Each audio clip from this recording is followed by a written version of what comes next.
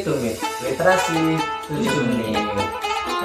Ya, betul. Ya, terus tiba-tiba kebaca. Ya, tapi mudah-mudahan segera ini ya, segera selesai. Assalamualaikum warahmatullahi wabarakatuh. Jumpa lagi dengan kami di Psikoterasi segmen Litumit, literasi 7 menit. Bersama saya Mustafa dan sebelah saya Fajri dan sebelah saya Huda. Seperti biasa, kita akan membacakan pertanyaan-pertanyaan dari followers yang telah mengirimkan pertanyaan unik non sara, tidak mengandung unsur sara. Oke, pertanyaan kali ini dari siapa? Oh ya, maaf tidak menyebutkan nama. Pertanyaannya bagaimana, maksud saya? Oke, jadi ini ada pertanyaan dari follower kita di sini. Assalamualaikum.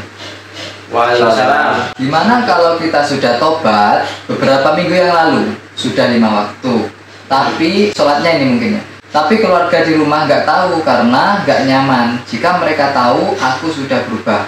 Nah, walaupun kalau ada teman datang, mereka sholat jamaah, aku tetap di kamar karena takut ketahuan. Belum saatnya.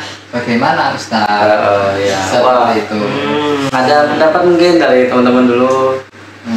Sepertinya orang itu sangat introvert sekali. Oh iya. Tapi ini juga kalau menurut saya ini sangat bagus sekali karena tidak menunjukkan ibadahnya ke orang lain. Jadi kita walaupun dikira ini nggak sholat, ini nggak seperti tapi nyatanya bukan seperti itu gitu. Tapi juga ada kalanya kita harus memamerkan ibadah kita. Sombong dong. Nah, bukan seperti itu. Begini, kan sekarang kan maksiat itu malah jalilah. Nah, jadi kita yang lain itu bangga dengan maksiatnya. Nah, kita itu bangga dengan ibadah kita. Nah, seperti itu.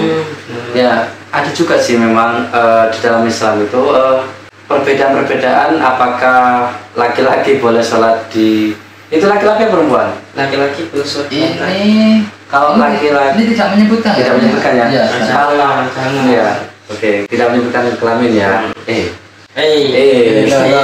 Tidak menyebutkan jenis kelamin. Maaf.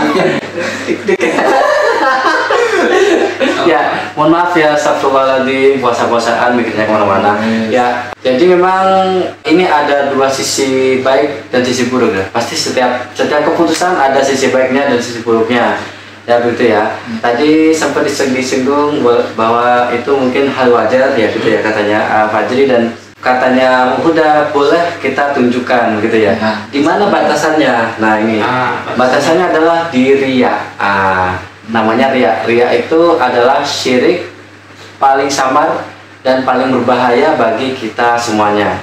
Misalkan nih kita sekarang sedang berdakwah nih ya, sedang kita mengaji ya. Kita ini ingin dipuji Allah atau ingin dipuji oleh netizen? Atau kita niatnya memang ingin menginspirasi orang-orang supaya tahu jawabannya apa dan relate dengan kehidupannya? Berarti itu niatnya untuk Allah atau hanya untuk yang lain? Nah, tapi insya Allah kami berusaha bahwa ini kita membuatnya dengan have fun, tentunya untuk membumikan Islam begitu ya, baik secara cara kita menyampaikan lucu-lucuan ya, tapi intinya dapatlah, intinya insya Allah niat kita adalah Allah Subhanahu Wa Taala, mudah-mudahan. Nah ini batasnya memang ada di riya. Jadi kalau kita laki-laki tiba-tiba berubah 5 waktu sholat tepat waktu, sholatnya di masjid 5 waktu, hari pertama mungkin ketakutan, takut dipuji dan sebagainya oleh keluarga dan sebagainya, hari kedua dan sebagainya. Tapi kalau kita teruskan, kita akan istiqomah begitu ya, dan dianggap wajar dan kita sendiri akan terhindar dari penyakit riya. Riya itu ingin dipuji dan dilihat. Kalau nggak ada orang kita nggak berangkat gitu ya. Nah barangkali tadi orang itu entah laki-laki atau perempuan sholat di rumah sendirian di dalam kamar itu inginnya tidak dilihat orang lain dan tidak ingin dipuji, biarkan mereka tahu sendiri nanti kalau sudah bisa 5 waktu. Caranya gimana bisa tahu? Nah ini juga jebakan dari salah satu riya. Jadi kalau kita tidak hati-hati bisa kita menjerumus ke riya, dan riya itu berbahaya sekali. Yang pertama, riya itu syirik, dan salah satu dosa yang tidak diampuni oleh Allah adalah syirik.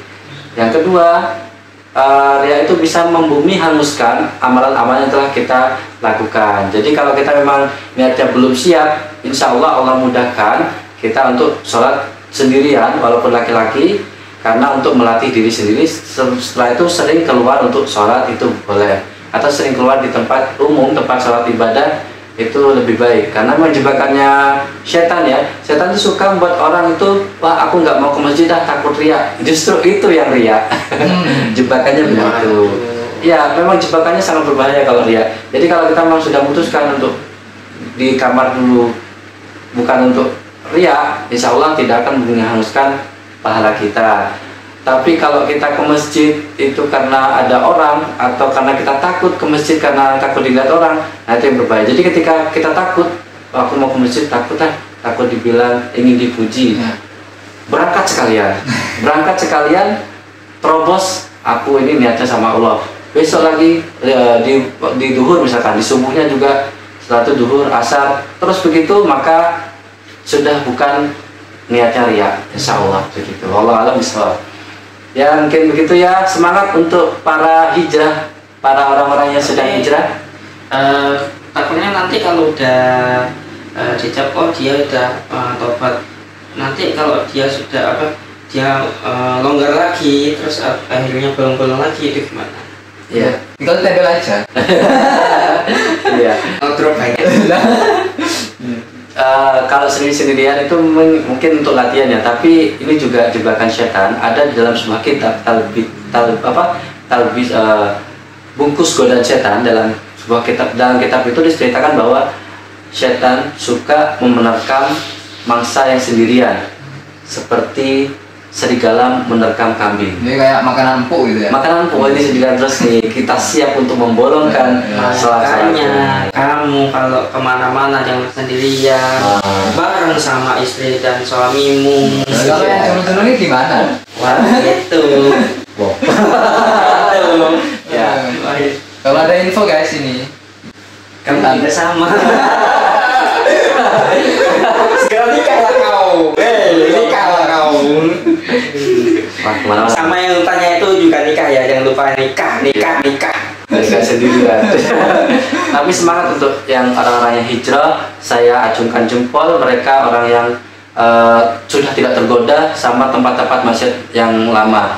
Karena memang orang-orang yang sudah bertobat, salah satu kerja adalah meninggalkan yang dia pernah bermaksiat di situ. Misalkan dia satu kerja di kota A atau di tempat A, dia harus pindah dan nggak boleh balik lagi. Itu baru namanya tobat nasuha yang disukai oleh Allah Subhanahu wa Ta'ala. Gitu. Oke, mungkin itu saja teman-teman. Untuk menghindari riya dan godaan setan, sesekali lah yang tadi sholat sendirian bisa berjamaah bersama-sama di masjid atau di tempat-tempat ibadah yang lainnya. Amin. Walaupun itu cuma cuma maghrib aja kan, untuk bisa melatih diri kita. Nah, iya. Berdoa ya, jangan lupa kalau keluar, aku berlindung pada Allah dari penyakit riya ketika sedang sholat. Insya Allah itu Allah akan memberikan perlindungan. Oke, terima kasih. Kita tutup dulu pertanyaannya. Di next session lagi ya. Insya Allah kalau ada lagi kegiatan seperti ini, kita akan baca-baca dan follower lagi. Subhanakallahumma wa bihamdika asyhadu an la ilaha illa anta astaghfiruka wa atubu ilaik. Assalamualaikum warahmatullahi wabarakatuh. Litung literasi 7 menit. Ya, betul. Ya, terus tiba-tiba kebantah. Ya, tapi mudah-mudahan segera ini ya.